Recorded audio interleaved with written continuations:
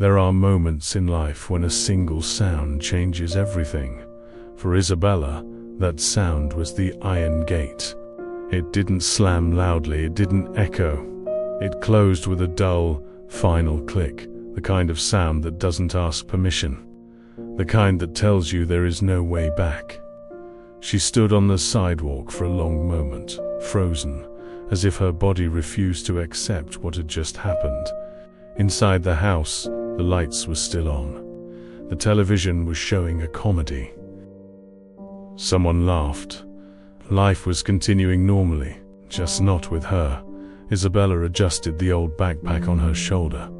It felt heavier than it should have, as if it carried not clothes, but everything she had lost in the last hour. Her hand instinctively moved to her belly. Still small, still barely visible, but already powerful enough to erase her place in the world. She waited. 1 second, 2, 10, no footsteps, no voice calling her name, no door opening. Her mother didn't come back. Her father didn't appear at the window. Her younger brother, the one who used to run toward her whenever she came home, stayed hidden somewhere inside. Isabela pulled her phone from her pocket with trembling fingers.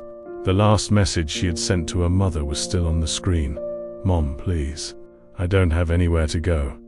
She watched the small word appear underneath. Seen. No reply followed. That silence hurt more than any scream. Only hours earlier, she had still believed things could be fixed. The kitchen had smelled like lunch. The pot was still on the stove. Nothing looked broken, until she said the words, "I'm pregnant." Her mother froze. Her father stopped chewing. For a moment, the house itself seemed to hold its breath. "What did you say?" her mother whispered. "I'm pregnant," Isabela repeated, her voice shaking. Her father stared at her as if she had just shattered something invisible but precious. "Who's the father?" he asked. Isabela opened her mouth. Nothing came out, not because she wanted to hide the truth, but because the truth had already run away. A short relationship. Promises whispered too easily. A man who disappeared the moment responsibility appeared. "You're going to ruin this family," her mother said, her voice trembling with fear, not anger. "I'm not trying to ruin anything," Isabela replied desperately. "I just need help." Her father stood up slowly. He didn't shout, he didn't curse, he simply pointed at the door. "There will be no child without a father in this house. You made your choice, now live with it." Isabela waited for someone to stop him, for her mother to say something, for her brother to appear, for anyone to say, "We'll figure this out." No one did, and just like that, she was outside. Now, on the sidewalk, the cold finally reached her skin. Not the cold of the night, the cold of rejection. Isabela started walking. She didn't know where she was going. She just knew she couldn't stand still. Each step felt heavier than the last. She passed the cafe where she worked. The lights were off, the sign was dark. Tomorrow, she would have to tell her boss. Tomorrow, the looks would change. Tomorrow, the whispers would start. Pregnant, alone, trouble. She sat on a park bench and hugged her backpack tightly. And then she cried, quietly at first, then harder. She cried because she was afraid. She cried because she didn't know how to protect the life inside her. She cried because the people who should have protected her had turned away. When the tears slowed, reality took over. She needed light, people, safety. That's when she decided to go to the bus station. Inside, the floor was cold, but at least it was bright. Isabela sat near a wall, next to strangers who carried the same empty look. People between places, between lives. An older woman sold coffee in small plastic cups. Isabela checked her wallet. Barely enough for a cheap roll. She ate slowly, fighting the nausea that rose with every bite. That was when she noticed him. He didn't belong there. Everyone could see it. Dark suit, expensive watch, controlled movements. He spoke sharply into his phone, frustration clear in every word. Two men followed him at a distance, watching the room. He stopped suddenly, staring at the departure board as if it had personally betrayed him. And for reasons Isabela couldn't explain, she felt something crack inside him. Not physically, emotionally. She didn't know his name. She didn't know his story, but she knew that look. It was the look of someone who had lost control. The man ended the call abruptly and ran a hand over his face, breathing heavily. His eyes moved across the station, and then they met hers, just for a second. A simple glance. But human. Isabela looked away immediately, because men like him didn't see women like her. At least, that's what life had taught her. The man's name was Enrique Montero. To the outside world, he was certainty and control, power. To himself, that night, he was none of those things. Earlier that day, Enrique had walked through hospital corridors that smelled of disinfectant and quiet panic. His mother lay in a white bed that made her look smaller than he remembered. Machines beeped softly, indifferent to his wealth, his influence, his desperation. It was a minor error, the doctor had said. These things happen. Enrique had stared at him, stunned. These things happen. That sentence echoed now, louder than the noise of the bus station. He had built an empire by believing that nothing just happened.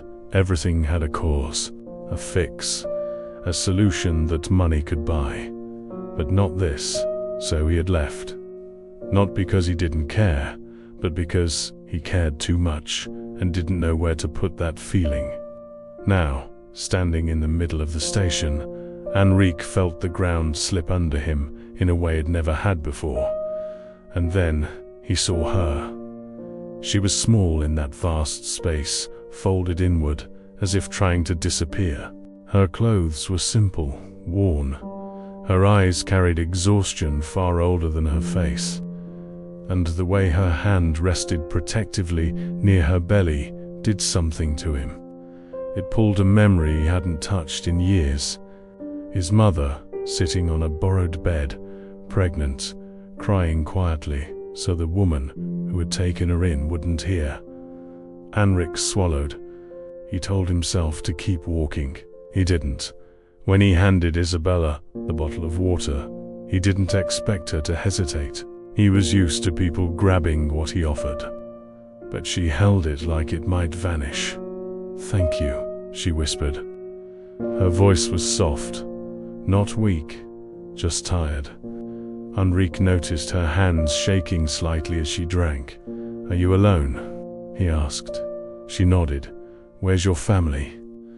The humorless laugh that escaped her caught him off guard. "At home. Without me." That sentence carried years of pain inside it. "They kicked you out." She looked down, then spoke quietly. "I'm pregnant." Enrique felt something tighten in his chest. Not judgment, recognition, and the father. Gone.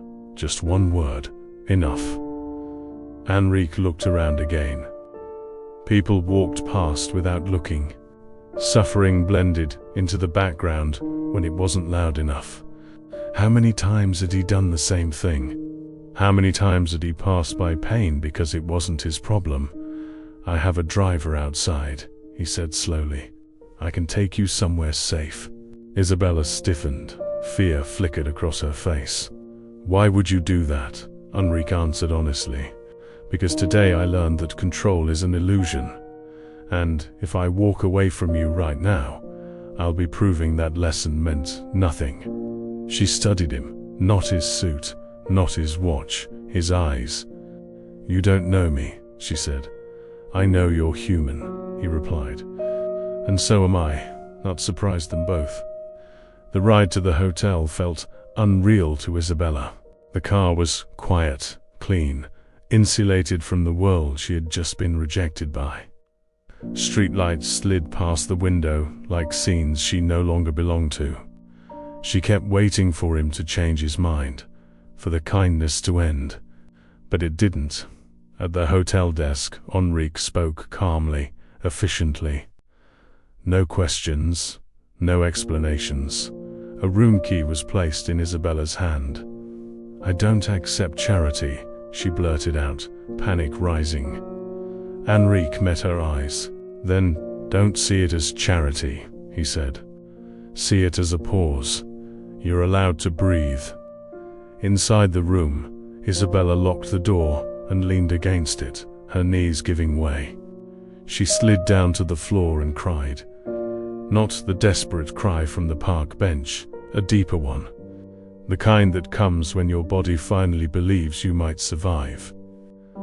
Enrique, meanwhile, sat alone in his own room, staring at the ceiling. He thought of the business meetings he had cancelled, the calls he had ignored, the part of his life that was supposed to matter. And for the first time, it didn't. He thought of his mother, of the woman who had helped her, of how close he had come to becoming the kind of man who would walk past a pregnant girl on the floor. Sleep didn't come easily. Morning arrived quietly. Isabela almost didn't go to breakfast. She felt exposed, vulnerable, but hunger and something like hope pushed her forward.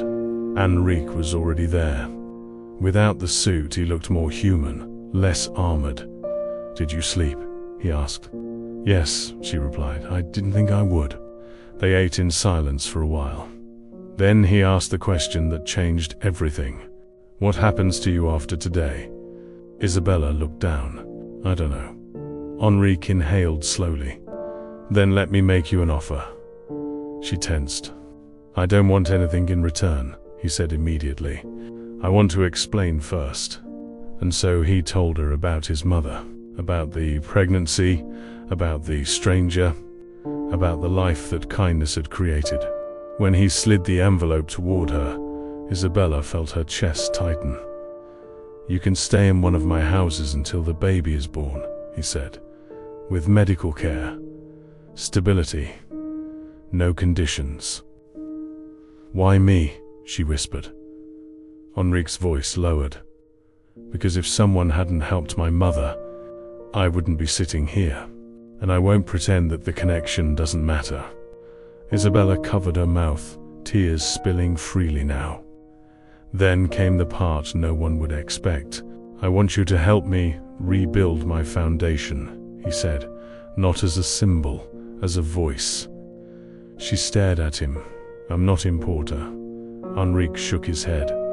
"You're exactly who matters." And in that moment, both of them understood something profound. This wasn't a rescue, it was a crossing.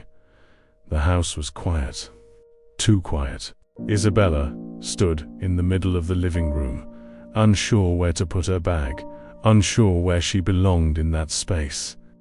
The house wasn't luxurious, but it felt unreal to her. Clean floors, white walls, a kitchen with food inside the cabinets. She placed her backpack near the couch and stood there for a long moment, hands resting on her belly. "We're safe," she whispered, as if saying it out loud might make it true. But safety didn't erase fear. That night she barely slept. Every small noise made her sit up. Her mind replayed the sound of the iron gate closing again and again. Each time her chest tightened. What if this is temporary? What if he changes his mind? What if I lose everything again? At dawn, nausea hit hard. She rushed to the bathroom, gripping the sink, her body shaking. "I can't fall apart," she told herself. "Not now." The first doctor's appointment was overwhelming. The clinic was modern, bright, full of calm voices and clean smiles. Isabela felt out of place. Her clothes felt too simple. Her past felt too loud. The doctor smiled warmly. "How are you feeling?" Isabela hesitated. Afraid, she answered honestly. The doctor nodded. That's normal, especially when you've been through trauma. Trauma. The word settled inside Isabela like a truth she had never allowed herself to name. Outside, the world kept watching. People whispered at the grocery store. Neighbors stared a little too long. Online comments multiplied. She got lucky. She must be sleeping with him. Nothing is free. Isabela read them late at night, her heart racing. One evening she called Enrique. I don't think I'm strong enough for this, she said, her voice cracking. Enrique listened. You don't have to be strong all the time, he replied. You just have to stay. That sentence stayed with her. Enrique, meanwhile, was unraveling in his own way. Boardrooms that once felt powerful now felt empty. His partners questioned him openly. You're risking your image, one said. Enrique looked around the room. My image never saved anyone. Silence followed. For the first time, Enrique understood how lonely doing the right thing could be. Weeks passed. Isabela began working with the foundation. She listened to stories that mirrored her own. Women abandoned, judged, erased. She cried in her car after meetings. She cried in the shower. She cried quietly at night. But she didn't stop. One afternoon, she placed her hand on her belly and felt movement for the first time. A small kick. A reminder. You're real, she whispered, tears streaming down her face. In that moment, she understood something powerful. She wasn't surviving anymore. She was becoming. The phone rang late one night. Her mother. Isabela stared at the screen until it stopped. Then it rang again. She answered. Are you okay? Her mother asked, her voice thin. I'm alive, Isabela said. Silence. People are talking, her mother whispered. Isabela closed her eyes. They talked when I was starving too. You just didn't listen, her mother cried.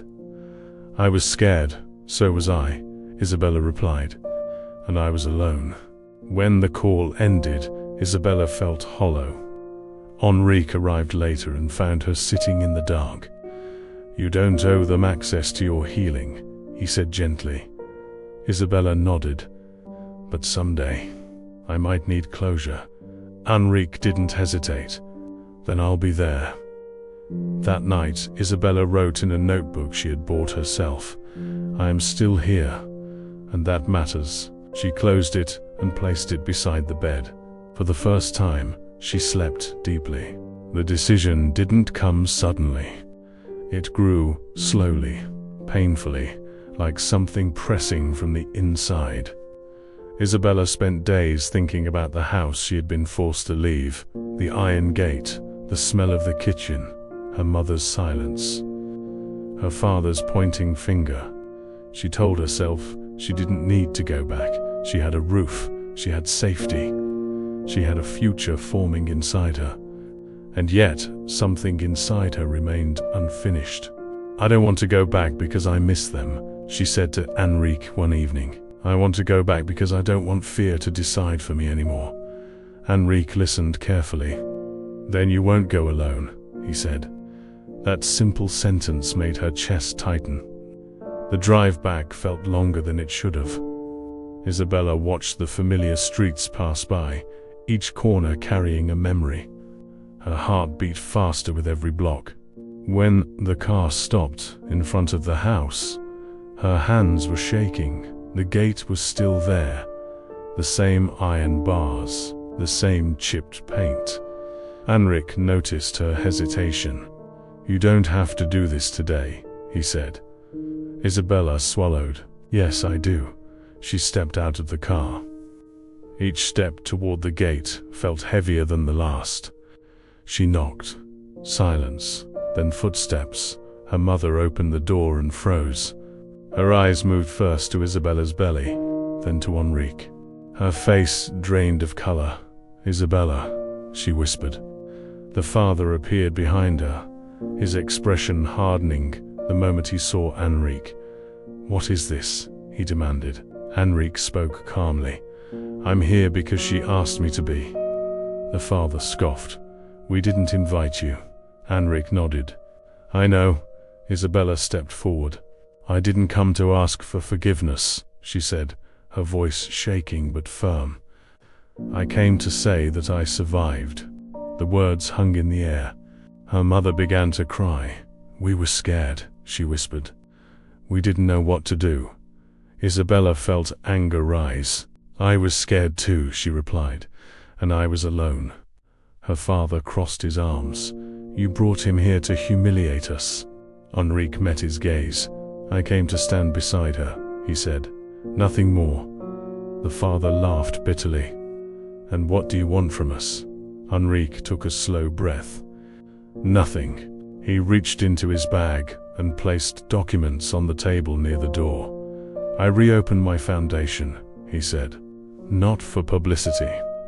For women who are abandoned the way your daughter was." The father frowned. "Why here?" Henrik looked at Isabela. "Because this is where the damage began," he said quietly. "And because this community needs support, not judgment." Silence fell again.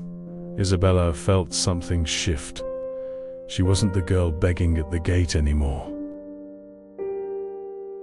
She was standing. Her mother stepped forward hesitantly. Can I see the baby when he's born?" she asked, voice breaking. Isabela closed her eyes for a moment. This was the hardest question of all. "You can try," she said finally. "But love isn't automatic anymore. It has to be rebuilt." Her mother nodded, crying openly. The father said nothing. Isabela turned away. As she walked back to the car, she realized something profound. She didn't feel small. She felt finished. That night she didn't cry. She slept deeply. For the first time since the night she had been expelled, her body understood that the past no longer controlled her.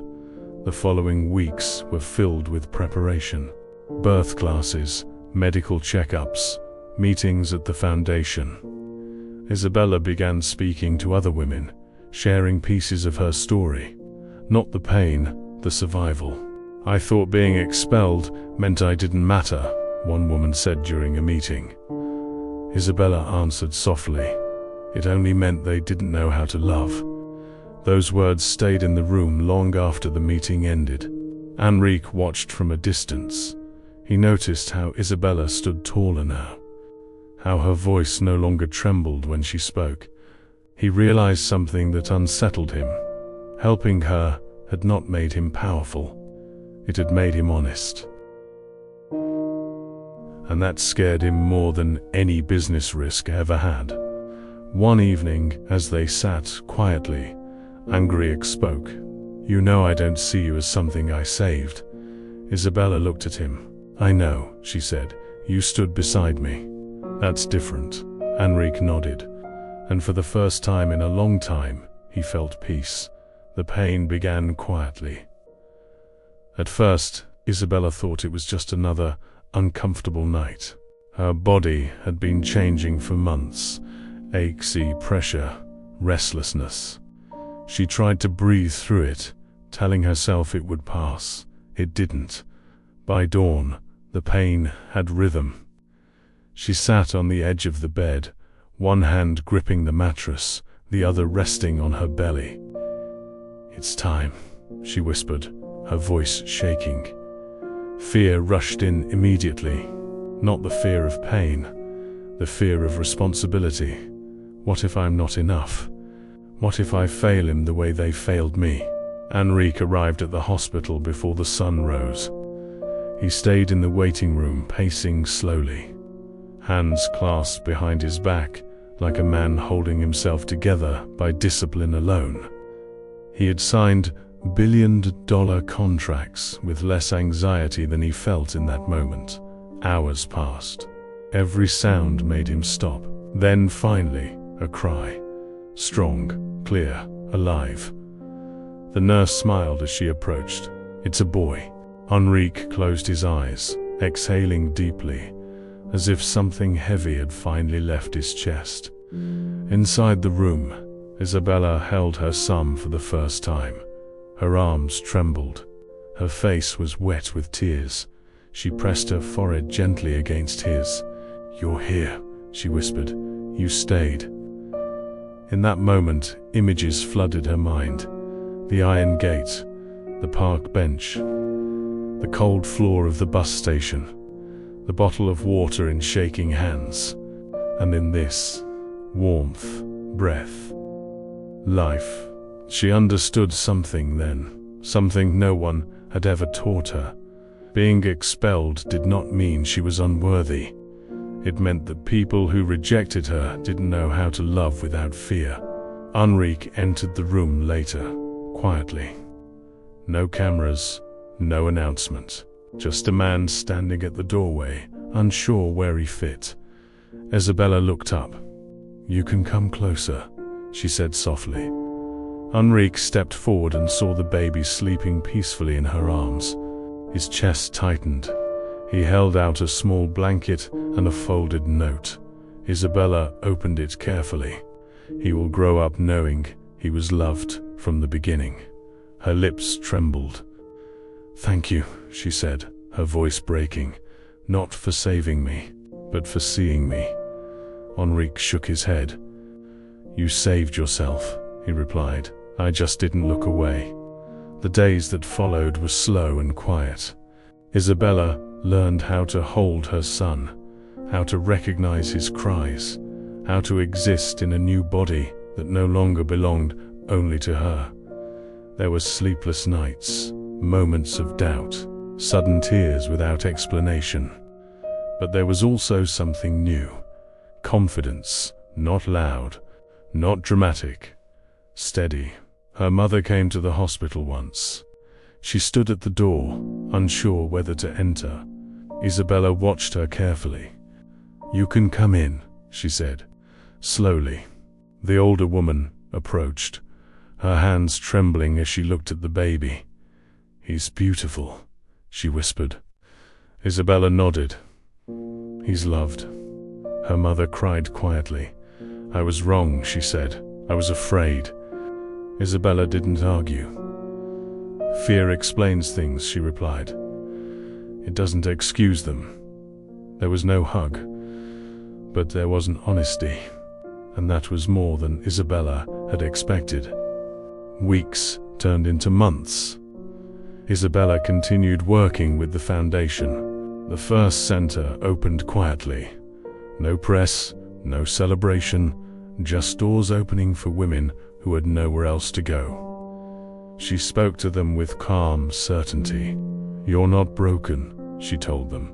"You're abandoned. That's different." Enrique watched the work grow. He had spent his life measuring success in numbers. Now, he measured it in moments. A woman sleeping safely, a child laughing, a door that stayed open. One evening, Isabela sat in the yard, with her son asleep in her arms. The sky was quiet. Enrique stood nearby, watching. "You know," he said softly, "I used to think helping people meant fixing things." Isabela looked up. "And now? Now I know it means staying." She smiled. Years later, people would ask about the story, about the pregnant girl, about the millionaire. But Isabela never told it that way. She told it like this: "I was expelled when I needed love the most. Someone chose not to turn away, and I chose not to repeat the abandonment. That was the truth." Some lives change because of money, others change because of a choice. A choice to see, a choice to stay, a choice to love without conditions. And sometimes, the most unexpected rescue is not being saved by someone else, but finally being seen as human.